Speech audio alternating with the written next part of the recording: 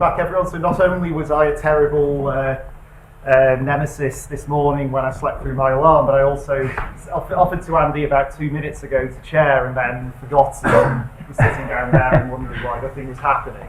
So anyway, I'm pleased to introduce a man who needs no introduction, Andy Philpott, to talk about long-term generator capacity expansion models. Thank you, Chris. The last two words of the title are important in JuDGE, and I'll explain in a moment what that is. So we've heard a lot in this meeting about capacity expansion. I kind of was quite influential in deciding that this should be a topic that we would discuss in this, and when we set up the workshop, because I wanted to hear what lots of people were saying about it. And some of these talks have been about optimization, and this talk is very much about optimization. It's not about creating scenarios like John Paul was talking about, or doing out-of-sample testing or anything like that. It's about constructing good optimization tools. So, the question about capacity expansion, Michael Ferris and Claudia and others have given talks about where you should build capacity and how big to make it. This inevitably involves binary variables. They're indivisible decisions.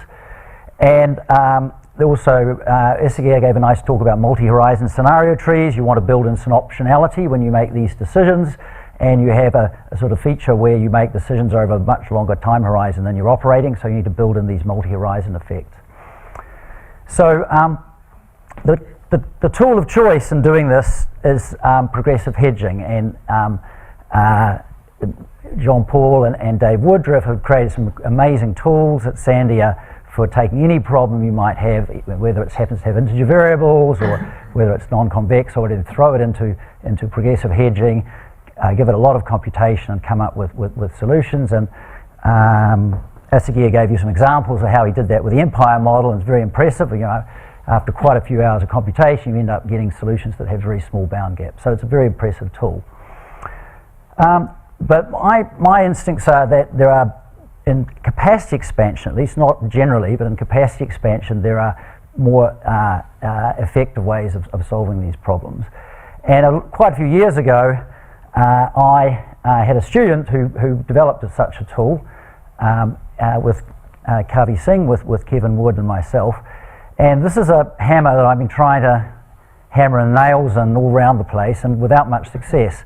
So this is if I had a hammer kind of story, I'm going to hammer you over the head with this method and try and get some of you to use it. So that's Pete Seeger, Peter, Paul and Mary, in case you didn't get the reference. Okay, so this is about JuDGE. So what is JuDGE? JuDGE is a Julia package. And what is Julia? Well, Julia is a new language that most of you will be aware of. It's emerged out of MIT. And JuDGE is a package called Julia for dynamic generation expansion. And what this does is it takes this algorithm I'm about to describe, implements it in a way which keeps all the details away from the user. What you do in JuDGE, and I'll explain this a bit later on, is provide the tree that Essigier talked about. This multi-horizon scenario tree. You provide the course tree, and in each node of that tree you provide a jump model. That's like AMPL or GAMS. It's a modeling language. You provide a model in that node of the tree and provide the data for it, and then you press go. So I'm going to try and do this. I always tell students never to do this in a talk, but I'm going to press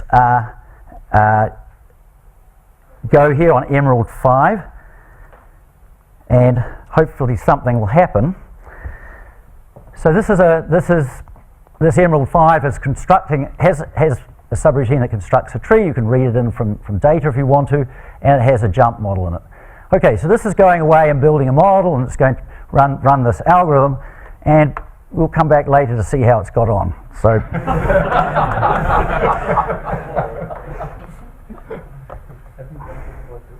I will not do that. very dangerous.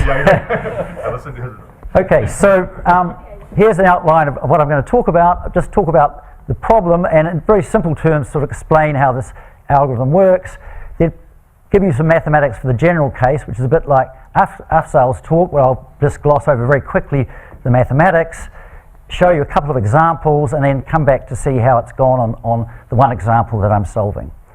Okay, so these capacity expansion models are multi-stage stochastic integer programming problems. These are very difficult mathematical problems. So you can formulate a deterministic equivalent problem. You can sample average approximation, or you can construct a scenario tree like Paul Watson was doing and construct this deterministic version of your model. But they're impossible to solve as one monolithic model. You have to use decomposition. This is what Claudia was saying.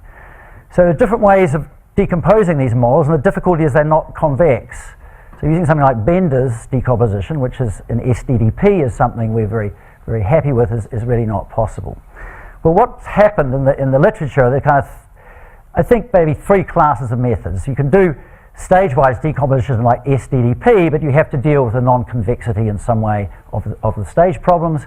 And a new method out of Georgia Tech is SDDIP from Shabir Ahmed and his student Jikai Zhu. We have a competing method called MIDAS, which has just been published in Math Programming, which is not nearly as good as SDIP, but can solve some problems that SDIP cannot solve. So that's one way of doing it, but that means you have to have effectively a dynamic programming type of problem. There needs to be some independence between stages, and the sorts of problems we're dealing with, if you have uncertainty that evolves in a multi-horizon scenario tree and these big effects like climate change and so on, they're not independent from stage to stage. We're going to have stage-wise dependence. So this is not really going to work very well.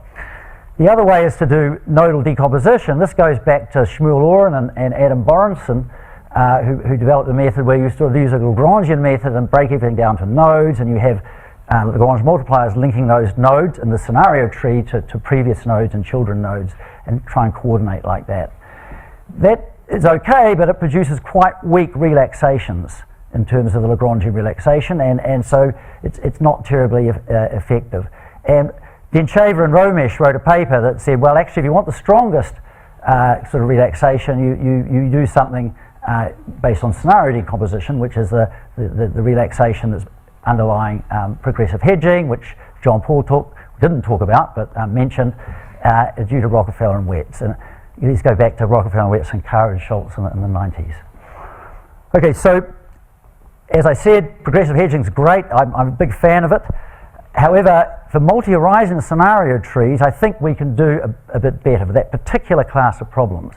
And I think what I'd like to do is describe a method that combines nodal decomposition and scenario decomposition in a kind of, I think, a way which gives you a better method. Okay, so what's the scenario tree? Well, dare I even mention this? It's something consisting of nodes and scenarios. So scenario is something like this, a sequence of nodes that goes down to a leaf node. We have sort of subtrees here. S3 is shown by this green thing, and a predecessor tree. A predecessor of 3 is 3, and the path back to the root node. This is a root node 1, and each of these nodes has some probability, phi of n, and you can use this structure to solve stochastic optimization problems. It's very, very common structure to use in stochastic programming. So a multi-horizon scenario tree, Asagir showed us this, but this is sort of something that I guess relates to Michael Ferris's talk, which we've been working on, and that's, you've got a horizon out to 2035, and you want to plan for 100% renewable energy, and this is kind of what's motivating me to restudy these models again.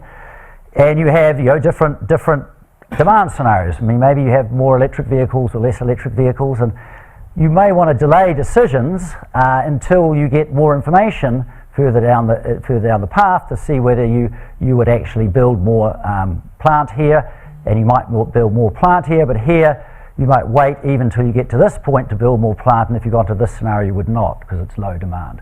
So you're sort of adapting your actions depending on what the history of outcomes you see is, and that's kind of a classical stochastic programming feature.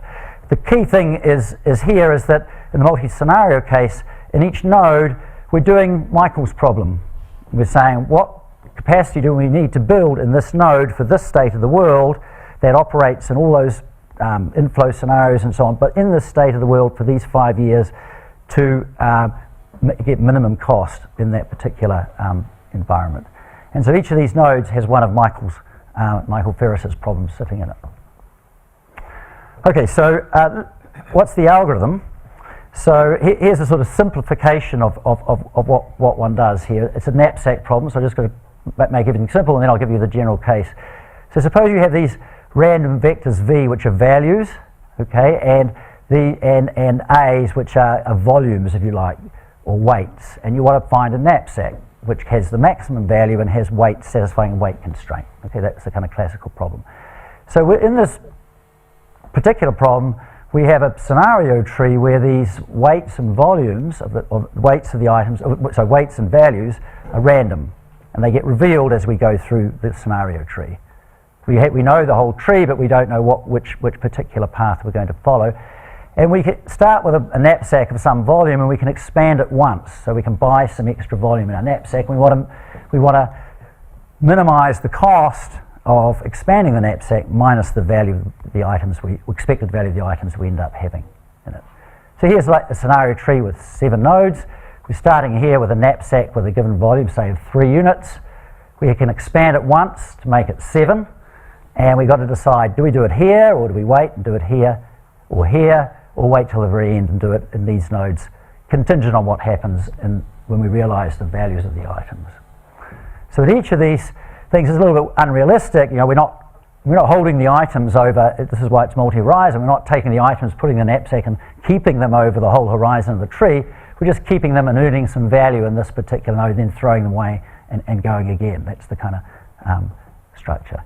So here's a math programming version of this, a model. And this is a sort of the sort of classical model here, where you have the capacity expansion here is given by this u, so that could be the one capacity expansion you're doing, and ZH is a binary variable that has to be less than or equal to 1 when you add it up over all the predecessors going back up the path. So that says in every scenario, this thing, if you take the leaf nodes and add these up, you can see in every scenario this ZH has to be less than or equal to 1. And then you want to choose these things, so it expands the capacity of the knapsack, so u0 times this u times the particular ZH you pick out in that instance, and that's the volume of the items in the knapsack is less than the volume of the knapsack, and then this is what you minimize. So here's some sort of numbers. I just picked some numbers out to see what they would look like, and so this is 7 nodes. These are the values of the items, not the cost. Start the knapsack of size 3, you can expand it by capacity 4, and these are the volumes of the items. So you can see that, you know, if you had a capacity 3 in the root node here, you could put these items in, this one, and this one, and you get 10 plus 10 plus 15, which is 35 of value. Or you could pay for this expansion of 4 and get 7, and then you can maybe put this item in, which would give you 60, right? So that would give you a better value if you did that. But of course, you can only do this once, and so you've got to figure out what to do. So you can formulate this as a deterministic equivalent MIP. And this is hard to read, but it's a Cplex log, and it's solved pretty quickly, so no big deal. And the answer is 131.25 in value, or minus 131.25 in cost, in expected cost. And here's the solution. So what you do is you don't do anything in node 1. You wait to see what happens. In this scenario here, you find that there's some valuable items, so you pay the money, expand your knapsack here, takes it up to 7, and then you can use that knapsack here and in the children nodes. Here you wait, not enough value, and then you expand it in this one and in this one. So you only expand it once in any scenario. Okay, and so that's the solution. We'd like to compute that for a problem like Michael's problem, where you're trying to expand capacity over until 2035 in 5-year increments, and you're controlling the system in intermediate times. So what would that look like? Well, it's the same model. So I'm going to sort of do an AFSL here and say, look, okay, don't worry too much about the detail. You've got the idea of the knapsack problem. It's essentially the same idea. You have now, instead of V's, we have costs here of operation. These are Q's now. We have costs of expansion here, which are C's. And we have the same sort of expansion dynamics. So here, your operation here has to be less than the capacity. So this could be a general matrix, Vn times Yn, is less than the capacity, plus the extra capacity you add using these binary variables ZH. Here, I'm allowing myself to expand as many times as I like over the horizon, so ZH doesn't have this constraint that it adds up to 1 over every scenario. And then y can be in yn, and z is a binary variable here which tells you whether you expand or not. So that's the model. The cool thing about this model is that, most decomposition measures you need some sort of convexity, but here yn can be anything. Yn is a set of feasible y's here, feasible actions. It could be binary, it could be mixed integer, it could even have equilibrium constraints in it. It's completely irrelevant what yn is here in this model. So it's quite a general structure, and I think other decompositions need to be quite specific about the form of the subproblem, whereas this is really relatively open. The important thing is it's a multi-horizon thing, so the actions yn in each node of the scenario tree are not affected by the actions, the operations decisions in the other nodes. You build something, you operate it. So you're not kind of retaining inventory. That's not a dynamics in this model. You are possibly in the node over 5 years, so Michael's hydro inventory could be thought of as stored there, but you're not transferring that into the next period, 5 years. You're starting again, starting afresh with new capacity. So the only thing that links this is the capacity decisions, not the operational decisions. That's very important. So I mentioned this thing about general constraints. So the idea of decomposition is to take this problem and to break it up into single node problems like Borison did back in the 1980s, but to include in those single node problems the history of the binary expansion decisions you made in the predecessor nodes up to that point. So it's like a scenario that doesn't go all the way to the leaf. It goes down the tree, stops at a node, you take all the operational decisions in that node, and then you look about solving that problem, that node, thinking about the expansion decisions you might make in every predecessor node, but not the operational decisions. So you see there's nothing here about the operations in the predecessor nodes, only in node n, and here these are the expansion decisions you make in the path going back. So what are these things here? These pi's and the mu. Well, the mu, I'll leave that out for the moment. The pi here is kind of like, well, it's a negative number actually. So you think about minus pi as a positive number. So what that means is you're having a cost of operating, but here you're paying a rent, if you like, for capacity. This is how Adam Borenson interpreted in his paper. You're paying a rent for the capacity ZH at some shadow price pi. And if you provide this subproblem with sort of these rents that you would pay, what this problem is doing is saying, how can I arrange my operations in this state of the world if I have to pay rent for the capacity, for a year's capacity, for example, of different types? What would I do? Which would I rent and which would I operate, and how would I do that to minimize my operations costs? Okay, so suppose we solve that problem. What does that give us? It gives us operations. But it also gives us z variables, binary variables, which capacities we're going to want to rent. This one, but not that one. And that forms a vector of a column of capacity decisions or capacities we want to use in that particular state of the world. So we can combine these things are either 1 or 0, whether we rent it or not. We can combine these into columns in a column generation algorithm in a Dantzig-Wolfe decomposition. So you get a master problem here where these z's here are z hats, they're 1s and 0s, they are the sorts of things in that state of the world we would want to rent and if we were paying a certain rental for them.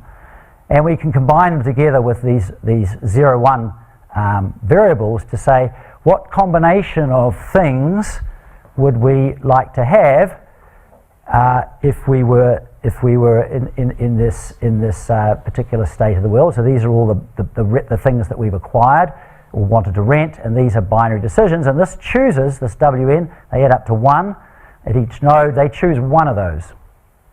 So it's kind of like, well, this is kind of crazy. This is a horrible integer programming problem. Well, okay, it is.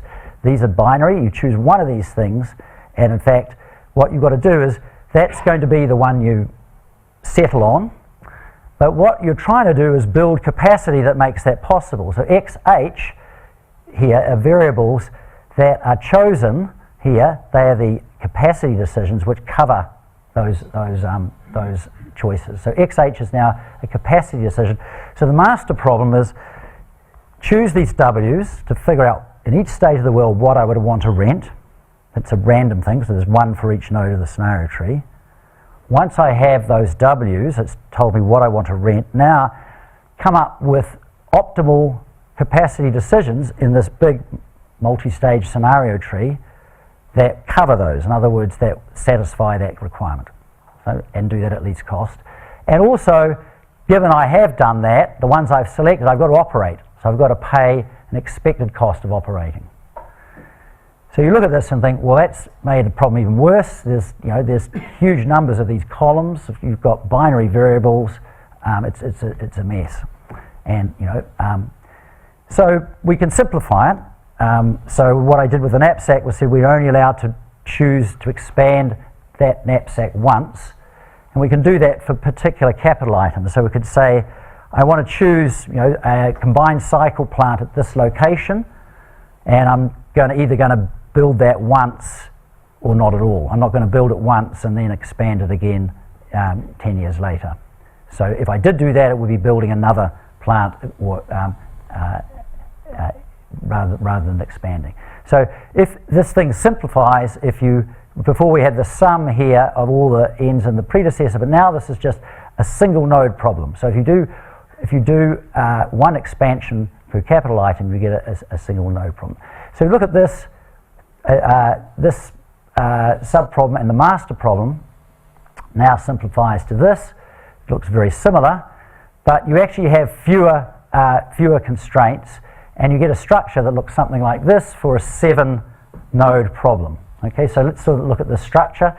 We've got these Zn here added up over all the W and J have to be less than or equal to the sum of H and P of N X of H. So this is the tree where this is the root node of the tree. This is root node and one of its children. This is the root node and its other children. So each one of these blocks corresponds to the constraints for node N, and these rows correspond to adding up over the children, the capacity decisions you're making, right? So these are the children nodes of this node 6, this child node is 3 and 1, for example. And then these these capacity decisions add up. These are all minus ones, hard to see, but they are greater than or equal to these binary variables that pick out one of these 0, 1 columns.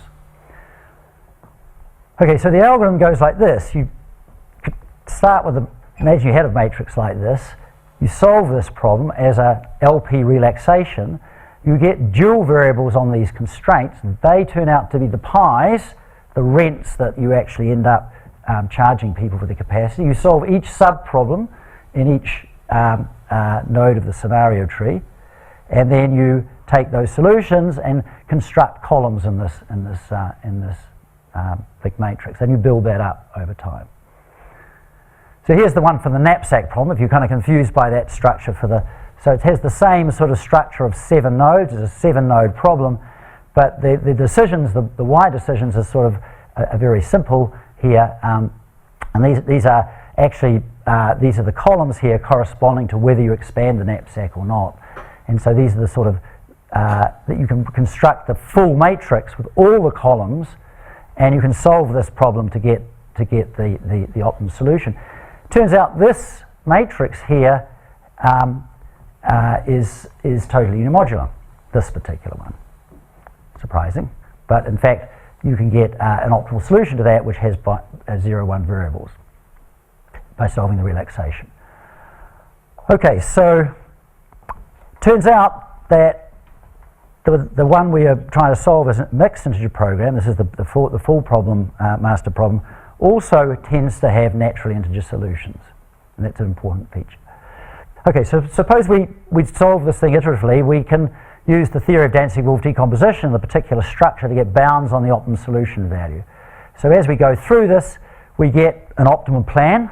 We can simulate that, see how it looks in the scenario tree, and since that's a feasible solution, it gives us an upper bound on the value of problem, and we can use the LP relaxation of the master problem to get this theorem tells us that we take the optimum solution for each sub-problem at node n, which is effectively a reduced cost, and we can subtract those from the optimum value of the restricted master problem. That gives us a lower bound on the optimum cost. So there's a catch. I mean, that's not all there is to this. You have to do some regularization. The duals of the master problem, lots of zeros and ones there, and they ping around all over the place. So you've got to do some regularization to improve the performance. But we found very early on that you could do that with a very simple piece of code that set the options to bar op, and that means use the barrier optimizer without crossover. Gave you very good duals, and the thing worked very well. Okay, so this is an electricity or energy workshop. We've applied this in a couple of applications. We're in the process of doing this with the problem that Michael talked about yesterday. I want to give you a couple of other applications that we've used this for in the electricity setting. So one is electricity distribution networks. This is Kavi Singh's original thesis, where in New Zealand Vector they had they have a network which is configured like most distribution networks as a tree network. What happens is that, why do they do that? If there's a fault, you can isolate the fault very quickly. But what they need to do is have lines which they can switch out to isolate the fault, and then connect the subtree that's been disconnected from the transformer to another transformer by a backstop line. So there's redundancy of lines that are switched out that come back in to backstop these people who've been cut off by a fault. So that's the optimization problem was that they wanted to solve. Well, actually they didn't want to solve an optimization problem.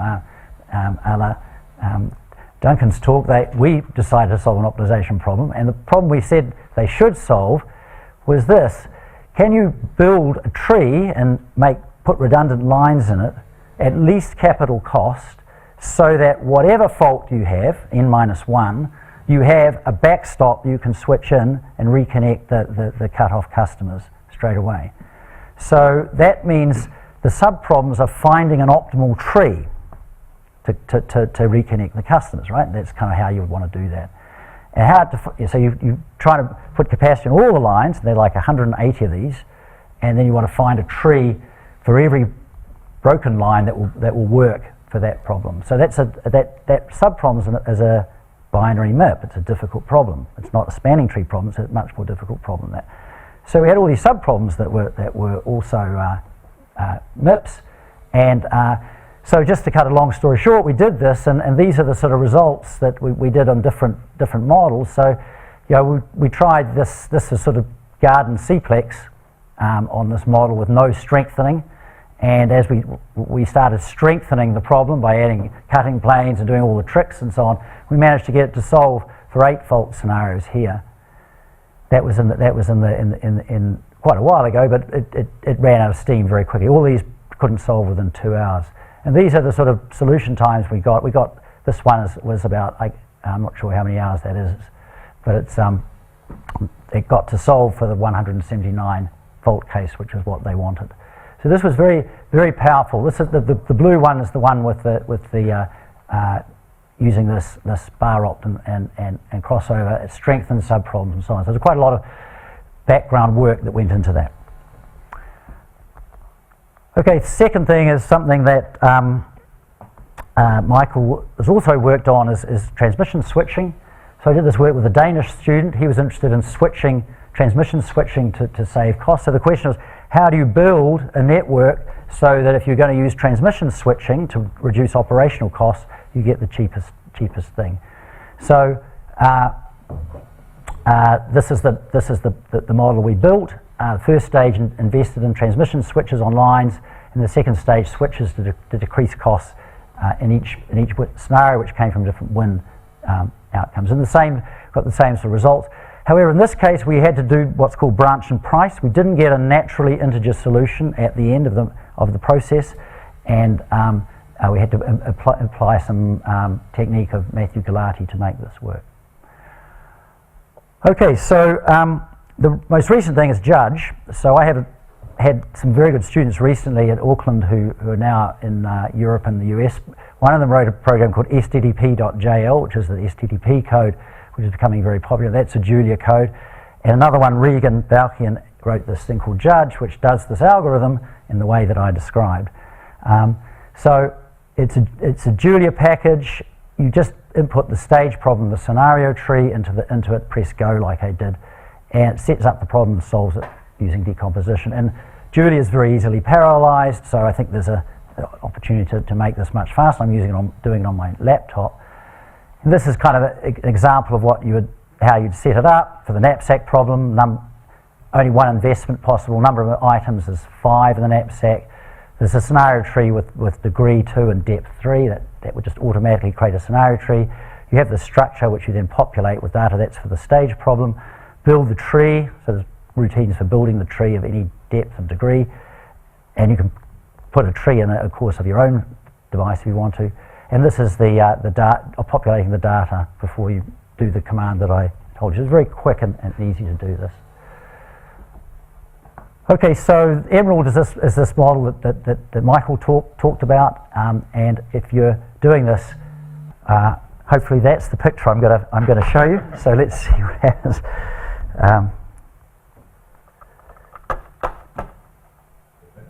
It's finished. Here's one we did while you were watching. So this is this problem. It's a cut down versions of the problem Michael talked about. We haven't put all the constraints in, but there are quite a few of them in there. So, and it's done over a tree that has 64 scenarios. That's 85 nodes, right? So this is comparable to the trees that Osager was talking about. Of course, he has a much bigger empire model, but this has a similar sort of stochastic structure. And here, these are the lower bounds here and the upper bounds, and at the end, lo and behold, they match up. And if you look down, you get the expansion decisions, which are kind of explained, will have to be interpreted, but this is for each node. So here in the root node, you're taking technology 4, which I think that may be some wind, and expanding it here and here. There's another technology, maybe wind another technology may be solar in the North Island, expanding it. So if you're making these decisions here, I'm not going to go into what the decisions are because they're probably not terribly sensible. And you don't have too much time. No, okay. I know it. Okay, but I wanted to see here's the takeaway. The takeaway: you get binary decisions automatically nearly all the time out of this method, and you can see. This is for 64 scenarios how quick it is. So I think that's probably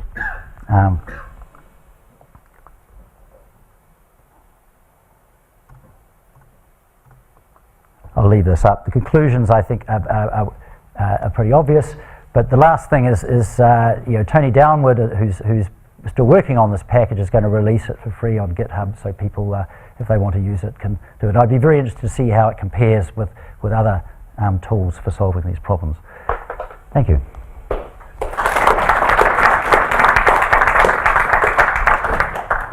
Nemesis. Right, so we have the Nemesis. I guess it's the last talk. Sonia is the ultimate Nemesis. I know Nemesis. So since I'm standing in between you and going home and enjoying Cambridge, I'll make this short.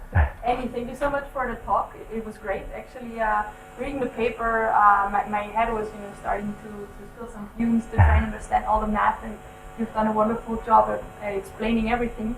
And more than being a Nemesis, I'm actually more of a groupie. Okay. And I'm trying to see if I can understand this sufficiently to actually try and implement this or use this myself. So my question comes to where you said the problem or the general case. So maybe you could go back in the slides and show the definition of the problems where you came up with the why. The general problem. Okay. Yes. Yeah. Okay. So here you say yn in yn. Yep.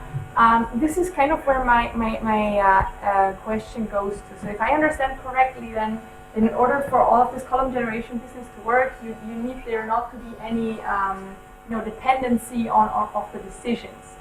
And so I'm wondering what happens if there is a chronological relation between decisions in operation. from what I see from here, it seems like your method should still work. But all of these constraints that we have in power systems, where I'm thinking storage, I'm thinking ramping, all of this you described here as yn in yn very elegantly.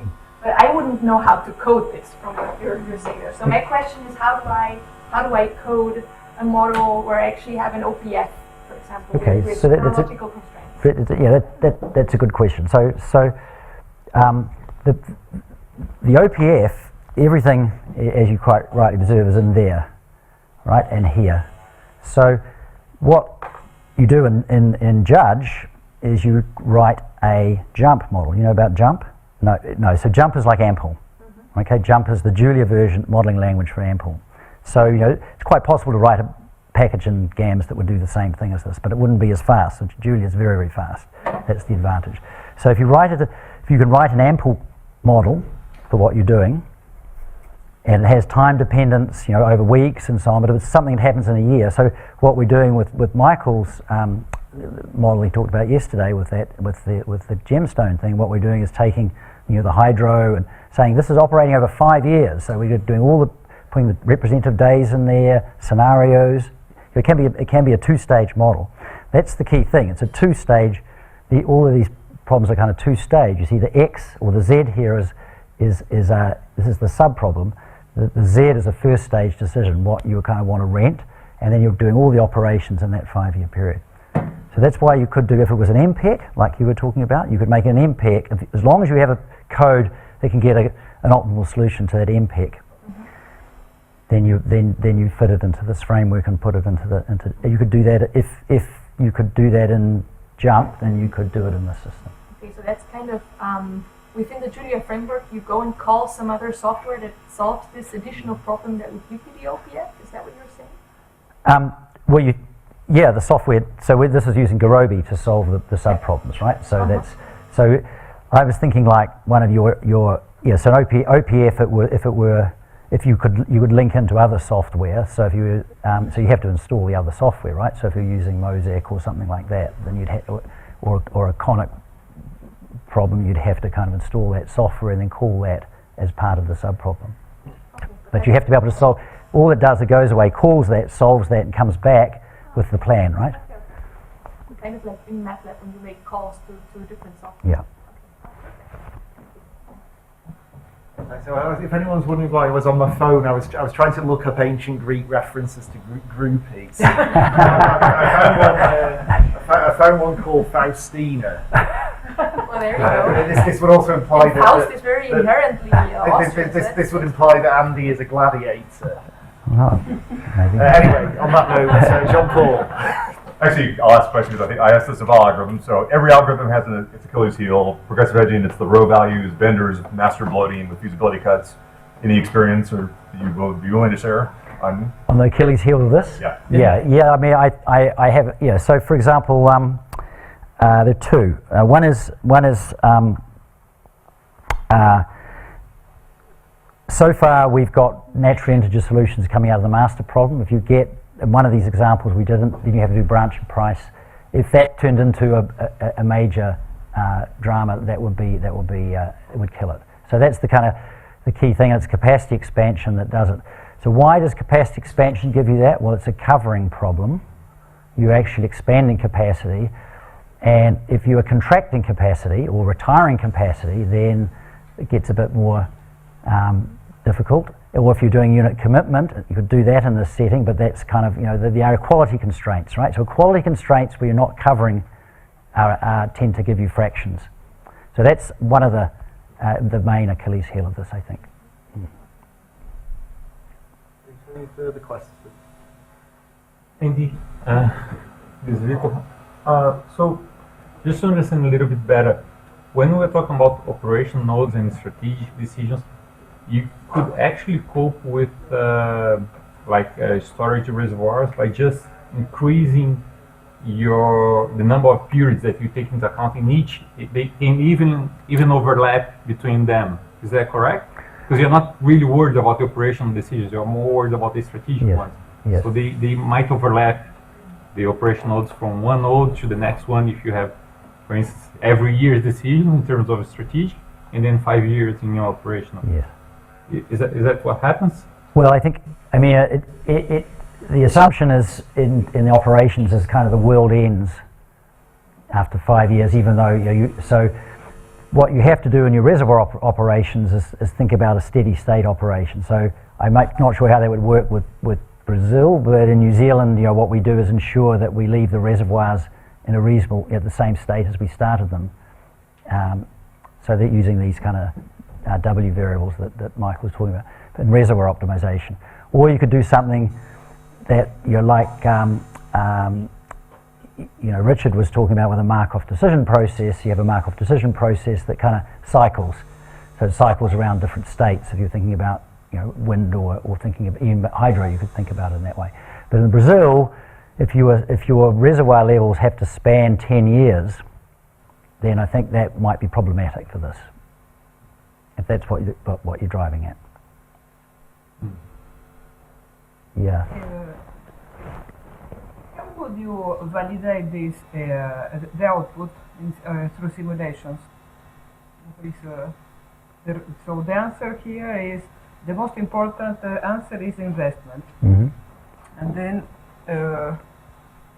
you simulate, what is the uncertainty that you will be simulating through number 3 to make the simulation?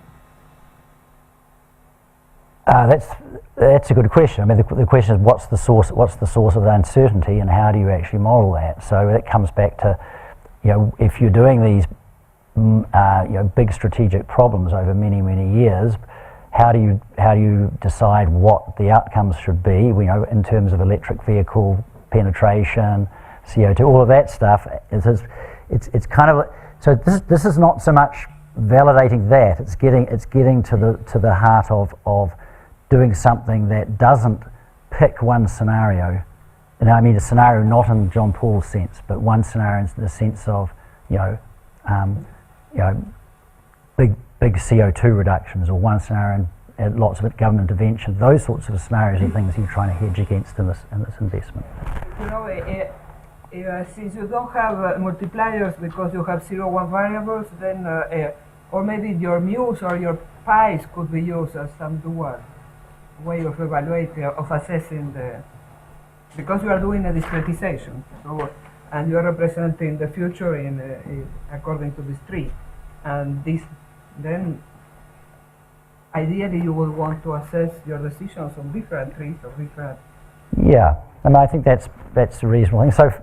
So one option would be to say, okay, this is kind of the plan we come up with expanding capacity to 2035 to get 99.5% renewables. But that's what we're going to end up with, and we're going to end up with 64 different kind of realizations at the end. Now we want to test each one of those using SDDP, for example, and in some scenarios that we can do and simulate it. That's all I can suggest. I'm not sure what else you can do. One more question. Jake?